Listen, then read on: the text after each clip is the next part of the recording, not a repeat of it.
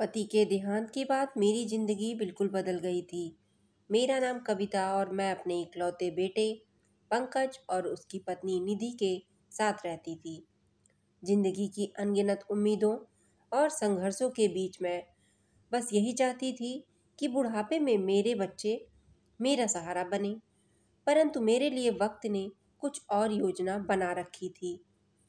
शुरू में तो सब कुछ ठीक था, लेकिन धीरे धीरे मुझे अपने बेटे और बहू के असली इरादे समझ आने लगे। उनकी बातों और व्यवहार से साफ था कि वे चाहते थे कि मैं घर छोड़कर वृद्धाश्रम चली जाऊं। मैंने कभी सोचा भी नहीं था कि मुझे अपने ही घर में इस तरह का माहौल देखना और सहना पड़ेगा।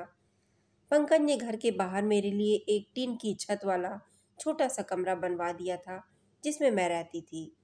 बहू को कोई तकलीफ ना हो, इसलिए मैंने खुद को घर से बाहर उस छोटे से कमरे में सीमित कर लिया। वो जगह मेरे लिए कोई महल नहीं थी, लेकिन अपने पोते और पोती की एक झलक देखने से मुझे सुकून मिलता था। उनकी हंसी और मासूमियत मेरे लिए बहुत ही मायने रखती थी। पंकज कभी कभी मेरे लिए राशन दे जाता था, जिसे मैं धीरे धीरे बनाकर खा लेती थी। मैं जानती थी कि मैं बोझ बन चुकी हूँ, लेकिन फिर भी मैंने अपने बेटे से सिर्फ एक ही अनुरोध किया था, मुझे यहीं मर जाने दो, बस यही मेरा आखिरी घर है। एक दिन मेरे पति के पुराने दोस्त गुप्ता जी आए। उनका भी हाल मेरे जैसा ही था। पैरों में तकलीफ थी, चलते फिरते मुश्किल होती थी और उनके अपने बच्चे उनसे परेशान हो चुके थे। वे मेरे पास आकर अपने दिल का हाल सुनाने लगे। मैंने उनके लिए खाना बनाया। वह भी शायद भूखे थे, क्योंकि उन्होंने मना करते हुए कहा कि नहीं, आप खाना खा लीजिए। मैंने सोचा, इसमें क्या गलत है, आखिर वो मेरे पति के पुराने दोस्त हैं। लेकिन बहू ने हमें खाना खाते हुए देख लिया। उस दिन से तो जब जैसे ही पंकज आया तो निधि ने उनके कान भरना शुरू कर दिए।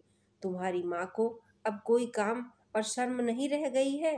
पता नहीं किस किस को बुलाकर खाना खिला रही हैं, घर का राशन भी लुटा रही हैं। पंकज ने बहू की बातें सुनी और मुझसे बोला, माँ, कुछ दिनों के लिए खाना बंद कर देता हूँ, शायद भूखी रहोगी तो समझ आ जाएगा। यह सुनकर मेरी आंखें नम हो गईं, लेकिन मैं कुछ कह नहीं पाई।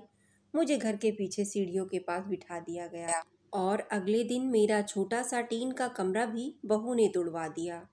उस दिन मुझे लगा कि अब मैं शायद गलत कर रही हूँ। शायद मेरे घर में मेरी ही जगह नहीं रही। मैंने पंकज से कहा, बेटा, अब मुझे वृद्धाश्रम छोड़ा। मैं तुम्हें और निधि को अब और परेशान नहीं करना चाहती। मेरी बहू बहुत खुश थी। बोली, देखा, एक दिन भूखी रही तो अकल ठिकाने आ गई। उसी समय पंकज ने उसके चेहरे पर एक अजीब सी राहत देखी। वह जल्दी से तैयार हो गया मुझे छोड़ने के लिए। मैंने अपनी बहू से कहा, बेटी, चिंता मत करो, अब मैं कभी लौट कर नहीं आऊँगी। फिर मैंने अपने पोती पोते को गले से लगाया और आंसुओं में डूबे मन से सोचा कि अब शायद मैं उन्हें फिर कभी देख पाऊँ। पंकज को भी जी भर के गले लगाना चाहती थी, लेकिन वह जल्दी मचा रखा था। माँ, चलो अब देर मत करो। मेरी आंखों से आंसू बह रहे थे, लेकिन मैंने किसी तरह अपने दिल को संभाल लिया। वृद्धाश्रम पहुंचकर मैंने देखा, वहाँ मेरी तरह बहुत से लोग थे। हर किसी की कहानी मेरी तरह दर्द भरी थी। कुछ दिन उदासी में डूबे रहे, लेकिन धीरे धीरे हमने सच को स्वीकार कर लिया। अब मैं यहाँ काम करती हूँ, दूसरों के साथ समय बिताती हूँ और मन को समझाने की कोशिश करती हूँ कि यही मेरी जिंदगी का सच है।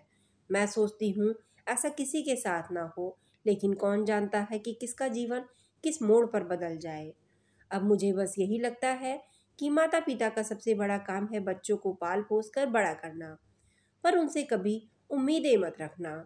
उम्र के इस पड़ाव पर उम्मीदों से ज़्यादा बड़ा दर्द और कोई नहीं होता। दोस्तों, आपको कहानी कैसी लगी? कमेंट में अपनी राय ज़रूर शेयर करें। मिलते हैं एक नई कहानी के साथ, तब तक के लिए धन्यवाद।